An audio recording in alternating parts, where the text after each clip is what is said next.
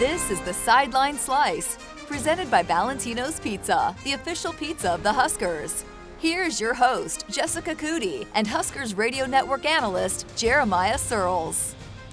Well, happy New Year, Husker Nation, and welcome into our very first Sideline Slice of 2023, presented by Valentino's Pizza. I'm Jessica Coody, joined by Jeremiah Sirles. Well, how's it going, Sirles?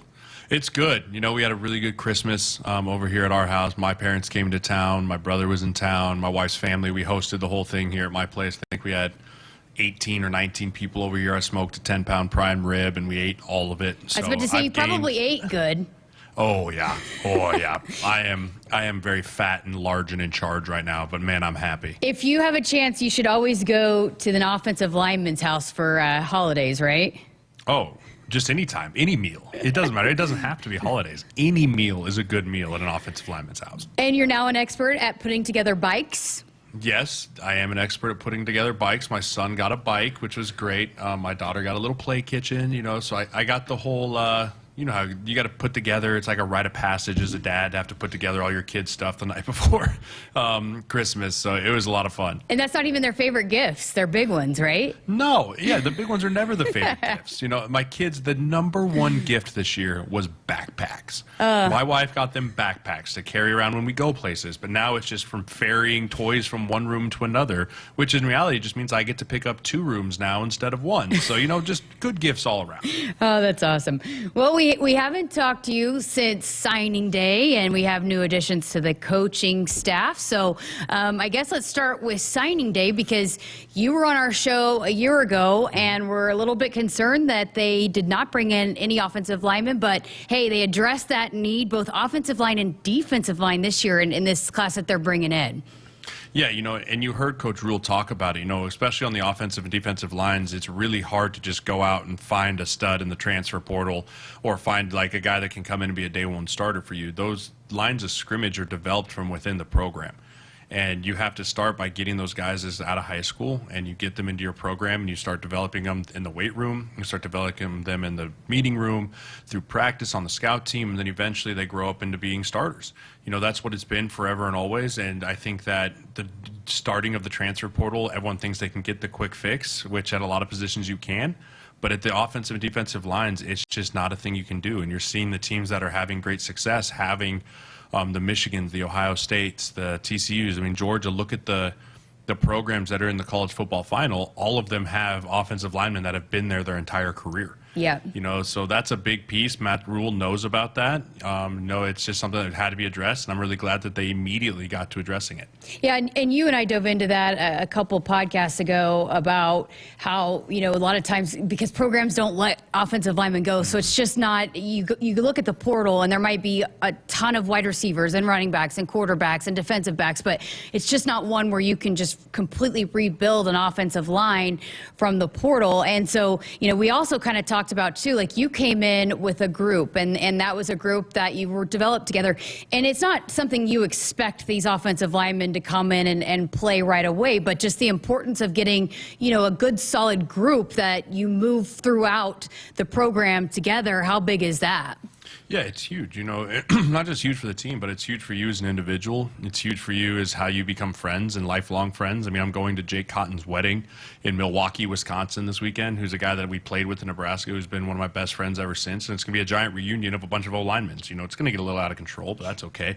You know, but it's one of those things where you come in together as young guys and you start to see how older guys are working the room. You start to see how the guys in the offensive line room that are playing, the way that they're doing things, if they're doing it the right way, you want to then mimic that, and then you want to add your own flavor to it to make it even better.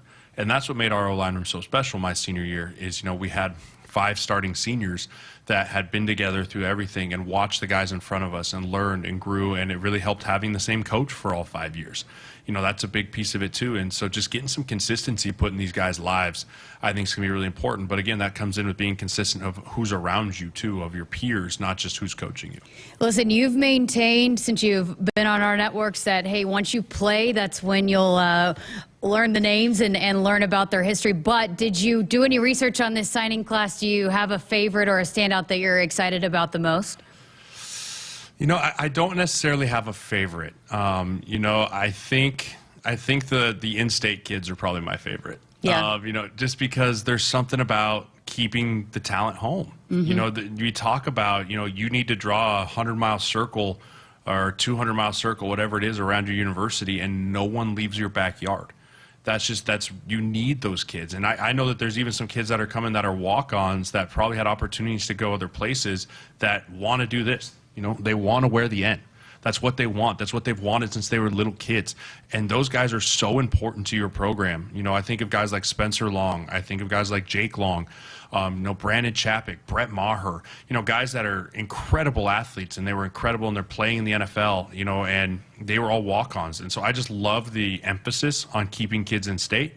I love the ability to keep high-profile kids in state. So those are things that were great to see in his short tenure so far, and I think that's something that he's going to really continue to hammer home, and it's going to pay huge dividends for this program. That's been one of the biggest messages, right, that they've said since, they started this recruiting process, and maybe some other schools have come in and stolen a couple of guys, but that's no more, that they're going to win the in-state talent. That is a huge emphasis, which we've talked a lot about. I kind of had a feeling because that's what they did at Temple. They kept guys that were around that area. Then when they went to Texas, they, kept guys that was like 80%, over 80% of the roster was from Texas. So I had a feeling that it was going to be important for them to lock down this area. But then they're also tapping into those resources that they have on the East Coast and then also in Texas too. So I think overall, again, your back's against the wall, you're coming in. You're also trying to hire a staff. I like the group that they brought in. They got some guys from the transfer portal at some positions that I think will be able to help immediately, but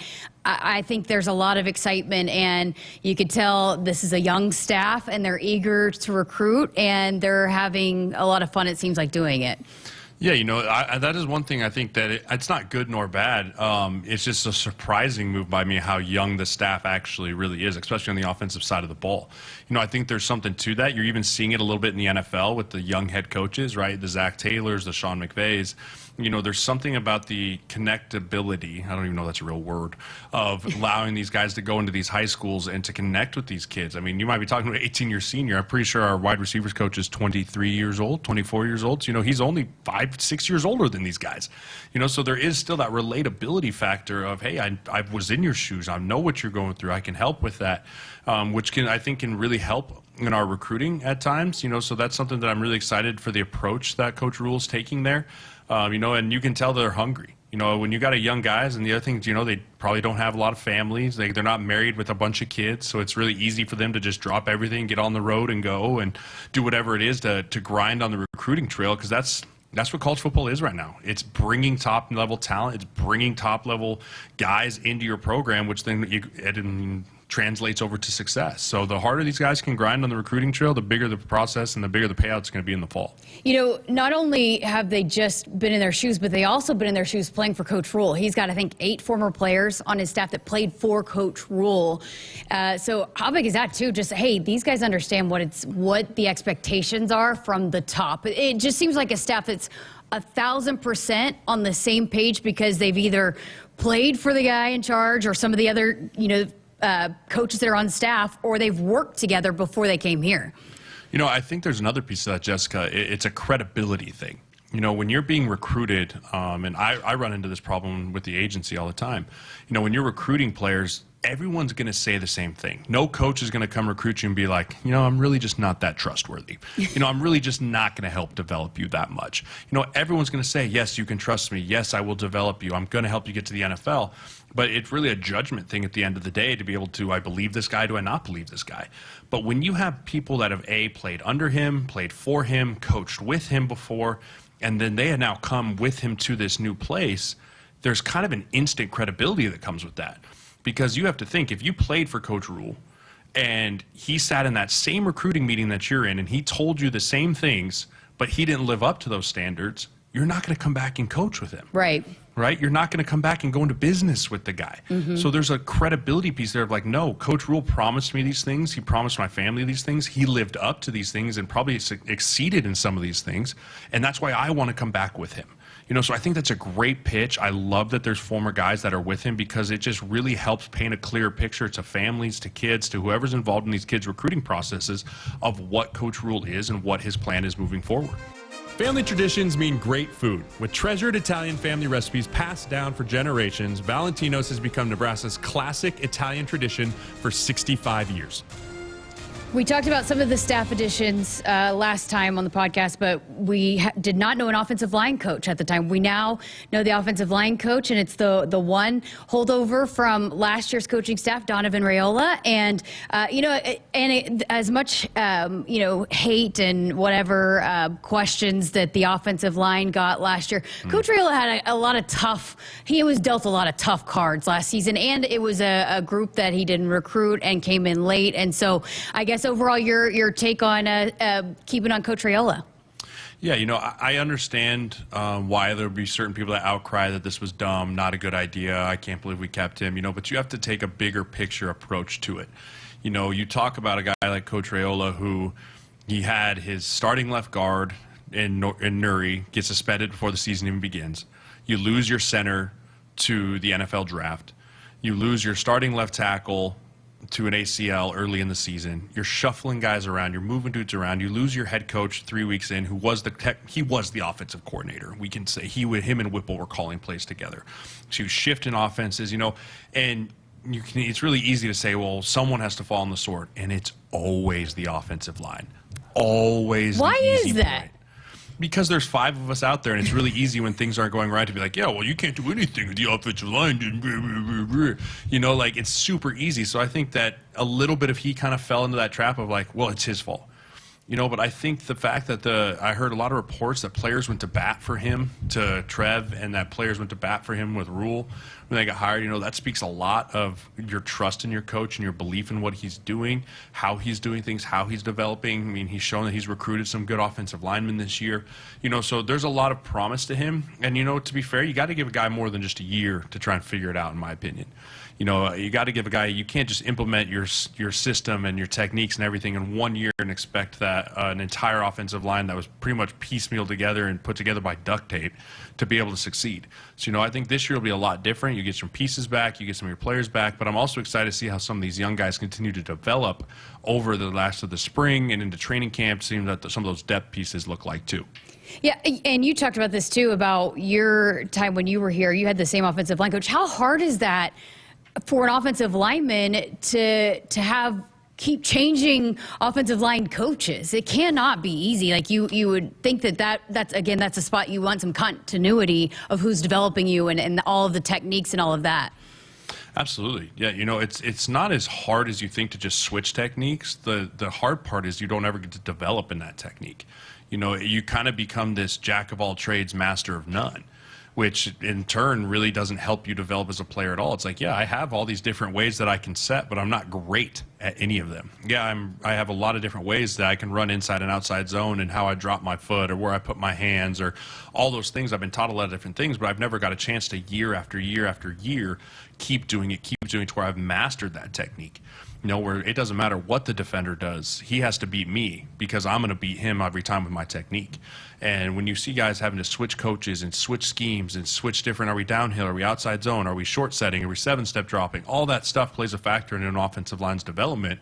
And then you're also about position change guys. Hey, Turner, go play guard. Hey, Turner, go play tackle. Hey, move left, move right. Hickson, you've played center before, right? You just had all these moving pieces that it's just hard to allow and really think a guy is developing or not developing based off of that. So a little continuity to that offensive line, a little more consistency of where guys are playing, finding them a home early, allowing them to stay in that home, develop through the spring, through the summer, into training camp. So when they hit the ground running in week 1 or week 0, whatever it is we play next year, they've had a ton of reps at that position. That starting five has had a ton of reps together, and they can just keep growing and getting better throughout the year. And building the depth too, right? You and I talked about this going into the season last year in the fall about you can't just have 5 guys. You got to have, 8 to 10. So, and I think that was a big issue too with this group this year, is that there just wasn't enough depth in that room. You had some guys that were solid going into the season, but when guys start going down and you don't have the the right personnel to be able to replace, that's a problem too. Yeah, I mean, if you got to have 8 to 10 guys that are starter ready, and not everyone's going to be able to play to the level of the starter, or else they'd be the starter. But the thing is, you can't have a disastrous giant drop off from starter to backup. it's got to keep getting closer and closer and closer in that gap between starter and backup, so that if something were to happen, it's not like everything falls apart at the seams, right? Like, yeah, you expect a slight drop off based off of who the guys are, but you can't have this monster gap. And I felt like that's where we were at last year. When we were always, you and I talked about it constantly, like we are one injury away from being in big trouble. And then one injury would happen, we'd be like, yeah, there it is. It's rearing its ugly head right now in front of us. So just continuing to build more and more, to continuing to go more and more into the depth and development from inside the program, like we talked about, is just going to continue to get better and better depth. Well, I know for a fact the guys that he coached here, a lot of them, they love him. They love playing for him. And then the recruits, a few of them that I just talked to are big fans of his too. So that had to play a part of it in keeping this group together, knowing that that's the guy that they want to play for, right? Absolutely, yeah. If you don't want to have guys jumping in the portal and leaving and doing all that, so, if you have your positional coach back, I'm sure that's going to help you retain majority. I know we lost Banks to the portal, but majority of the guys that were here last year, majority of guys that played a lot of snaps last year, are all coming back. So, that's a big piece of the development, a big piece of the congruency, and all of that put back together. You know who else is coming back? Anthony Grant, baby. And number 10. Who else? Who else is coming back? Our other guy, A.J. Allen. Oh, yeah, A.J. Allen. Dude, he got hurt, and I kind of forgot about him. Yeah, he was our guy. He was our boy. He was our dark horse. And everyone was like, oh, I don't know. And even Greg was like, I just think redshirt. And I was like, no, Greg. No. You and I went to one practice, and we were like, that's a dude. That's a guy. That guy right there, he's going to help us win football games. So, yeah, getting him back, you get Anthony Grant back. Casey Thompson. Casey Thompson. You bring in this guy from Georgia Tech, Sims, I believe is his last name. Jeff Sims, We're starting to put some pieces together, and then you add some of these recruits. You never know who's going to be able to show up and play early and play often. And you bring back, you lose Garrett Nelson, which, that one stings. I was hoping to get him back, but I totally understand his want to go and move in the NFL direction. But guys like Ty Robinson are back, and so there's a lot of pieces that are coming back, but there is still more question marks than answers at a lot of positions. Well, so this spring ball is going to be fascinating to watch. You literally took the words out of my mouth. I'm like, this spring is going to be like so intriguing, and it's going to be just how are they going to develop? How are they going to fit in the system? But also, like, how do they fit with the other guys coming together? It absolutely is going to be fascinating. Speaking of that, like, what's next now if you are coming back and you're about to come back from Christmas break, and what does it look like now if you're a player? How do you attack whatever's next to be able to maybe earn a spot in spring? Oh, it all starts in the weight room. Winter conditioning is upon us, my friends, and it is the hardest time. It's the hardest training of the year. You have nothing coming up until spring ball. You've got probably like 8 to 10 weeks of just absolutely grind fests in the weight room, gaining strength, gaining muscle. Then you're still working on your speed. You're not really conditioning at this point because it's all just about strength gains and muscle mass gains.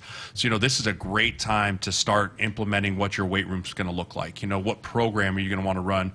And I say this all the time. The head coach is obviously the tone setter for the entire university and the program at times.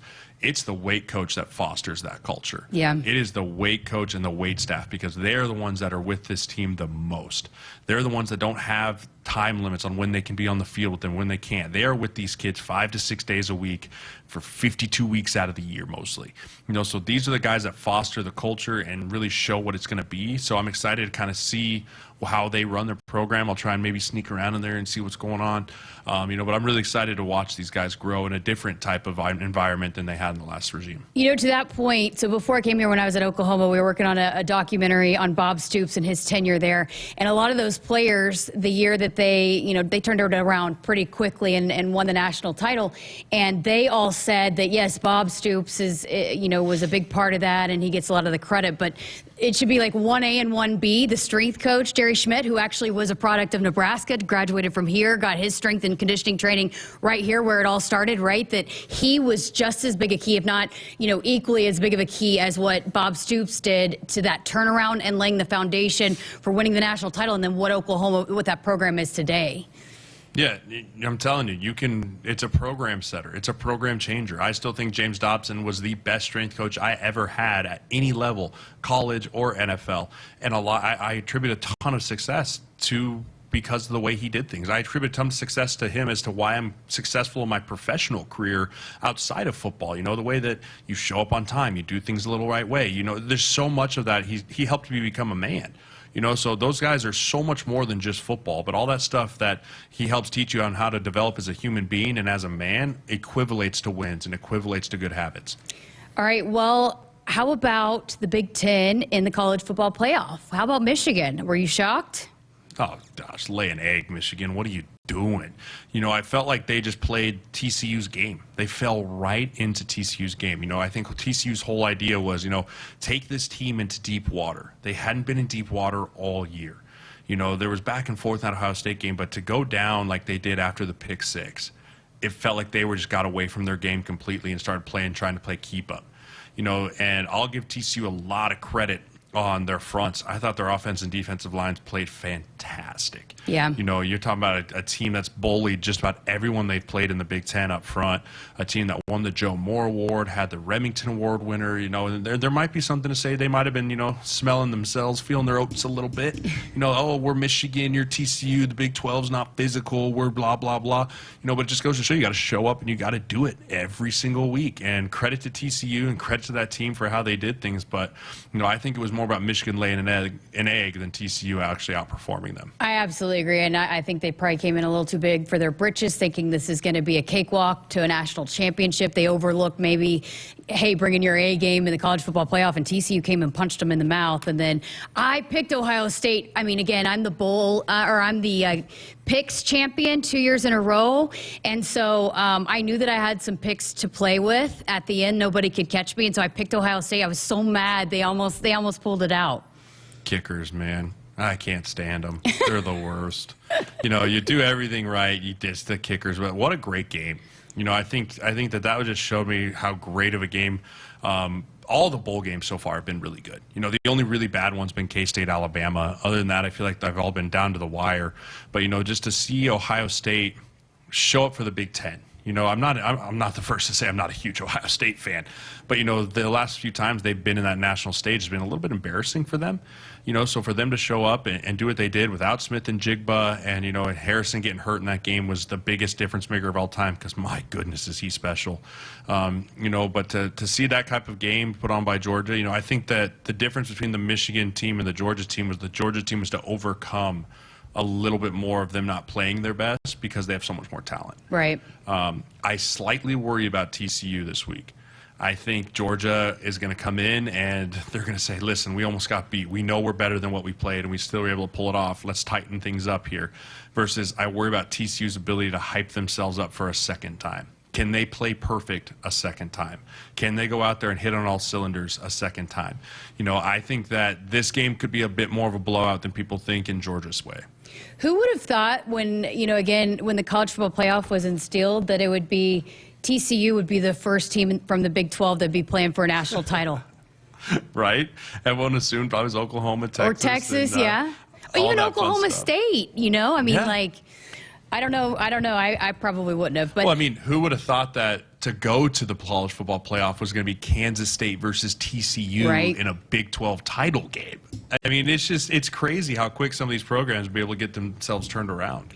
All right. Well, I can't let you get out of here without getting your thoughts. You played up in Buffalo. How tough was watching Monday Night Football and Damar Hamlin go down? I mean, again, haven't seen anything like that, but being that I know you still have guys up there that you care a lot about, it had to be pretty emotional for you. Yeah, that was a tough one. You know, it was the fantasy football championship in our neighborhood, so I invited everyone over to our house. We were going to watch the game. We ordered pizzas and the whole bit, and to see something like that happen, it just is such a sobering and scary thought. You know, the images of Josh Allen and Stephon Diggs, of what they were feeling in that moment, having played with both those guys and been emotional moments with both those guys, and to see the fear on their eyes and to see the way that they were reacting, like you could just tell something was horribly, horribly wrong. You know, and I have so much respect for Nate Bresky and those guys up there on the medical team for Buffalo and the way that it was handled. You know, they saved that guy's life, hopefully. You know, I know Damar Hamlin's still in critical condition, but if they had not acted the way that they did, like he probably would have passed away on that field. So, hats off to them and the medical responders and the way everyone's handled it. Very excited a way that McDermott and Zach were able to get together and say, we ain't playing this game. You talk about the NFL really likes to hit on player safety and player health. Well, the mental health of those men that were out there, there's no way that they could have went back out there and played that game. There's no chance, and people, I'll say this, I had a lot of people in my mentions at times being like, come on, they don't cancel games. They're like, they're tough, blah, blah. These kids aren't soldiers. Yeah. These kids, we're pretty accustomed to, that dude snapped his leg. All right, move it up 10. He's going to be okay. But when you see someone that you spend more time with than your family during the season, you spend more time with these guys in this locker room than you do with your own family, and you see him getting CPR compressions and passing away and being brought back to life on the field, we're not made for that. That's not what we do. Yeah, we're gladiators and men in the arena of football, but that's a whole different level. And so I thought everyone involved, from ESPN, from the NFL, from the head coaches and the whole bit, have handled this very well from an administrative side. But man, my heart goes out. I've been praying nonstop for Damar Hamlin and his family, and just that God can show up in a big way and just continue to work miracles in this young man's life. I was going to say too, it's a violent game, and we say that a lot. And this is these players' dreams. And you mentioned, I think Ryan Clark does a fantastic job for ESPN, and he mentioned this, that you sometimes forget and probably take for granted, even as a player, that hey, one hit could be life threatening. Yeah, I mean, we say it all the time. Everyone asks you, what would you do? What would you do for this game? So I'd die for this game, but you never really think you're going to. You know you're going to get injured. The NFL is a 100% injury rate. It's the only job in the world that has a 100% injury rate and can still function. But you never think, and you never go into a game or a practice or anything with the mindset of, I might not come home from this. And so it's just a sobering thought, but it's a violent game. There's a reason 0.01% of people can make it to that level. And it just goes to show you how fragile life is, and it puts things in perspective for what really matters. So it's just one of those things that the hard thing is that, in a way, this game has to be played. The NFL has to move on in a sense, and I'm very curious to see how this will impact the NFL moving forward. Last thought, though, I think you saw, though, the way that it can bring a football community together and how powerful that community can be. I mean, you saw Bengals fans at the hospital. Zach Taylor went and visited the hospital. Damar Hamlin's charity event or charity GoFundMe. I mean, I donated to it, so I got an update to it, and they said it was over $6 million has been raised, and it was not even close to that when it started. And so the way that people came through and donated to that, and just the way that it brought people together, and you never want it to be the case that that's why people come together, but I do think it also showed the power of this community, this football community, and how people can come together despite their differences. Absolutely, and it goes to show you too that people do, as much as the negative warriors and the negative people get thrown onto Twitter and stuff at time, it's more fun to highlight the good stuff. It's more fun to highlight the way that the communities do come together. And the Buffalo community's been known to do that for years, right? Like the way they donated Andy Dalton's charity when he beat them so they could go to the playoffs or whatever it is, so it was cool for me to see other organizations, other fan bases see that and give back to Buffalo in that way. From all over, from guys like J.J. Watt to guys like the Daltons even, so just so many people rallied together, because I don't think people understand how small of a fraternity the NFL is. I was out of it for 6 years. I've been out of it since 2019, and I still had multiple friends on the field for that game, including a client. So there's a lot that goes into how those situations are handled and the community that it goes. And it's just one of those things, without that community, there's no way you can move on from something like that. Well, appreciate your perspective on that. And again, thoughts and prayers to Damar Hamlin and the entire Buffalo Bills, with them from us all the way here in Lincoln, Nebraska, right? Absolutely. All right. For Jeremiah Sirles, I'm Jessica Coody. Thanks for listening to this episode of the Sideline Slice, brought to you by Valentino's Pizza. Go Big Red. Valentino's, a slice of home you just can't get anywhere else. What started with a treasured family recipe in Lincoln, Nebraska has become a classic Italian tradition for 65 years.